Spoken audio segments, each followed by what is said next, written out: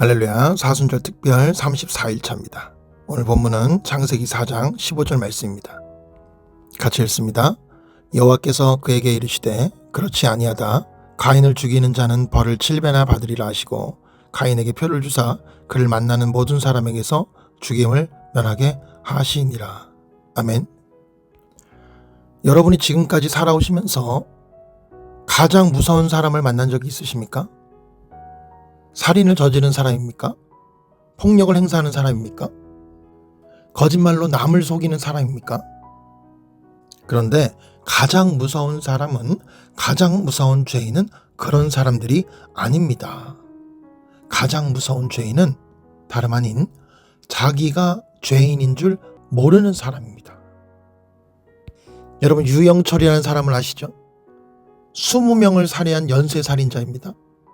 그 유영철이 결손 가정에서 자랐고 세상이 자신을 버렸다고 생각했습니다. 그래서 모두를 죽이고 싶었다고 했습니다. 전문가들은 그가 정상적인 판단을 할 수 있는 사람의 테두리 가장 바깥에 있다고 했습니다. 그런데 그런 잔혹한 살인마에게도 등골이 오싹해진 순간이 있었습니다. 그때가 언제였을까요? 이 유영철이 사람을 토막내고 있는 중에 아들에게서 전화가 온 거예요. 아빠, 뭐해? 감기 다 나았어? 그 아들의 전화를 받은 유영철이 어떻게 됐을까요? 그 순간 더 이상 살인을 할 수 없었습니다. 사랑하는 여러분, 이게 무슨 뜻일까요? 그에게도 사랑이 있었습니다. 그 사랑이 그를 멈추게 한 것입니다. 그 사람도 진한 외로움을 느끼는 애정에 굶주린 사람이었습니다. 여러분, 이 세상에 구제할 길 없는 인간은 없습니다. 그런데 구제할 길이 없어 보이는 사람이 딱 한 종류가 있습니다. 그것은 바로 회개하지 않는 사람입니다. 자, 오늘 본문 창세기 4장 15절입니다. 여호와께서 그에게 이르시되 그렇지 아니하다. 가인을 죽이는 자는 벌을 7배나 받으리라 하시고 가인에게 표를 주사 그를 만나는 모든 사람에게서 죽임을 면하게 하시니라. 아멘. 여러분, 가인이 무엇을 했습니까? 동생을 죽였습니다. 그것도 계획적으로 죽였습니다. 거짓말했습니다. 억울하다고 발악했습니다. 회개하지 않았습니다. 그런데 하나님이 이런 가인에게 뭐를 주셨어요? 표를 주셨습니다. 아무도 가인을 죽이지 못하게 직접 보호하셨어요. 이것이 하나님의 마음입니다. 포기하지 않으십니다. 끝까지 사랑하십니다. 대가를 치르면서도 사랑하십니다. 그런데 정말 중요한 사실은 10절에 있습니다. 자, 오늘 본문 앞절에 이게 10절인데 제가 읽어드리겠습니다. 이르시되 내가 무엇을 하였느냐? 내 아우의 핏소리가 땅에서부터 내게 호소하느니라. 아멘. 피가 소리를 질렀습니다. 피가 호소했습니다. 여러분, 피가 소리를 지르고 호소하는 게 무슨 뜻일까요? 아무도 모르는 고통, 아무에게도 말할 수 없는 눈물, 감추어진 채로 흘려진 피, 그것을 누가 지금 다 듣고 계신다는 거예요? 하나님이 다 들으신다는 겁니다. 어디에도 말할 수 없어서 혼자 삭히고 있는 상처가 있습니까? 드러낼 수 없어서 가슴 깊이 묻어두고 있는 아픔이 있습니까? 그 핏소리가 누구에게 닿은 거예요? 하나님께 이미 닿았습니다. 하나님이 이미 듣고 계신다는 거예요. 그런데 이 말씀이 동시에 무서운 경고이기도 합니다. 여러분, 우리가 누군가를 무시할 때 그 핏소리가 하나님께 상달되는 거예요. 연약하고 돈 없어서 당하는 사람을 무시하면 그 핏소리가 어디에 올라가요? 하나님께 올라갑니다. 힘겨운 일로 신음하는 사람을 정죄하면 그 핏소리가 하나님께 올라갑니다. 사랑하는 여러분, 우리 옆에 있는 가인을 죽여서는 안 됩니다. 흉보고 미워하고 욕하는 것이 바로 가인을 죽이는 것입니다. 남편도, 아내도, 자녀도, 부모님도, 친구도 오직 하나님만이 다룰 수 있는 거예요. 세리와 창녀들이 하나님 나라에 먼저 들어가리라 예수님이 말씀하셨어요. 우리가 손가락질하며 저주받을 사람이라고 단정할 사람은 이 세상에 아무도 없습니다.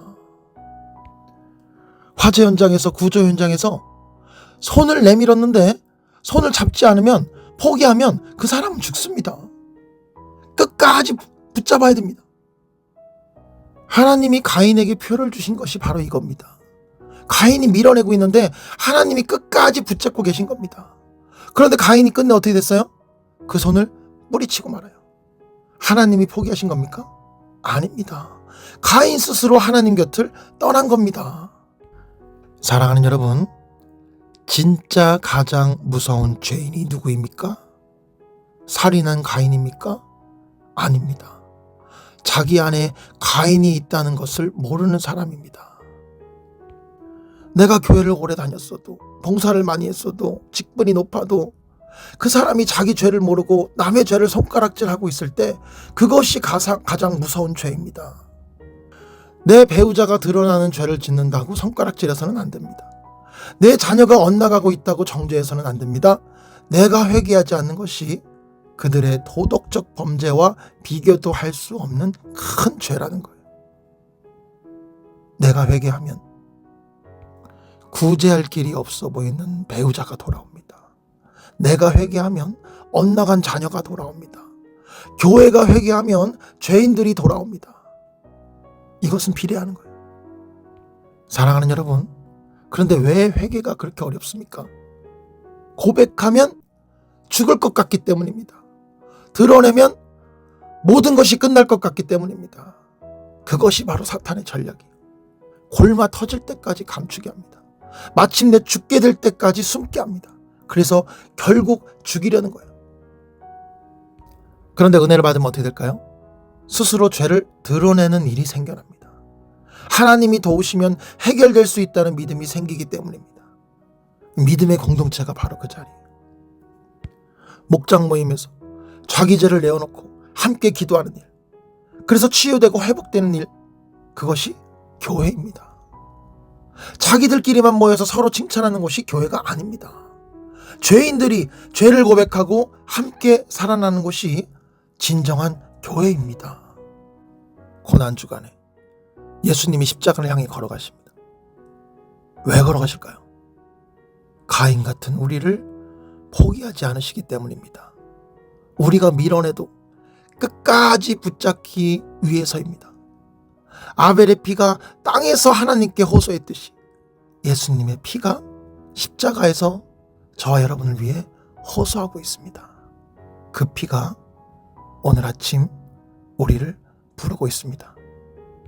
사랑하는 여러분, 이 사순절 고난주간에 내 안에 가인을 보십시오. 남의 죄를 보기 전에 내 안에 가인을 먼저 보십시오. 그리고 예수님의 십자가 앞에서 이렇게 고백하십시오. 하나님, 제가 잘못했습니다. 내 안에 가인이 있습니다. 그 고백이 가정을 살릴 줄 믿습니다. 그 고백이 교회를 살릴 줄 믿습니다. 그 고백에 우리 하나님이 반응하십니다. 물론 회개하지 않고도 살 수 있습니다. 지금도 살고 앞으로도 살 수 있습니다.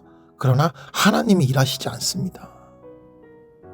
통곡하며 회개할 때 하나님이 그 기도를 들으시고 그때서야 일하십니다. 내 안에 가인을 보는 여러분, 고백하고 돌아온 여러분 모두가 되시길 주님의 이름으로 간절히 축복합니다.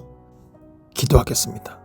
하나님, 오늘 이 말씀이 우리를 찌릅니다. 남의 죄를 보느라 내 안에 가인을 보지 못했습니다. 회개하지 않으면서 회개하지 않는 사람들을 정죄해 왔습니다. 그것이 가장 무서운 죄였음을 깨달았습니다. 주님, 오늘 고백합니다. 내 안에 드러나지 않는 죄들이 있습니다. 감추어진 죄들이 있습니다. 고백하면 죽을 것 같아서 숨겨온 것들이 있습니다. 사랑의 주님, 오늘 그것들을 예수님의 십자가 앞에 내려놓게 하여 주시옵소서. 가인에게도 표를 주시며 끝까지 포기하지 않으신 하나님의 사랑 앞에 오늘 저희가 서겠습니다.